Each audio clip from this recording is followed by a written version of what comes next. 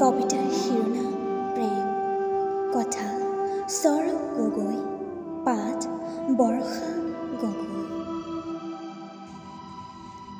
কিমান কঠিন বাৰু প্ৰেমৰ ঠিকনা বিচাৰি মানুহৰ অন্তৰত প্ৰৱেশ কৰা।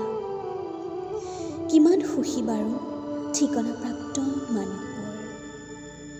যদি বিচাৰি পোৱা যায় প্ৰেমৰ ঠিকনা, তেতিয়া হয়তো স্থাপন হয় এখন বিপৰীত হৃদয়ৰ মাজত প্ৰেমৰ সম্পৰ্ক। হয়, প্ৰেমত নাই জাতি ধৰ্ম আৰু উচ্চ নিচৰ ভিন্নতা। ই মাথো আত্মীয়তাৰ পবিত্ৰ বান্ধোন। প্ৰেমৰ স্মৃতিয়ে খন্তেকৰ বাবে অজানিতে হ'লেও ৰিঙিয়াই মাতে মানুহক আপোনজনৰ কাষলৈ। প্ৰেমে ব্যস্ততা দলিয়াই এটা মুহূৰ্তৰ বাবে হ'লেও একেলগ কৰে দুখন হৃদয়।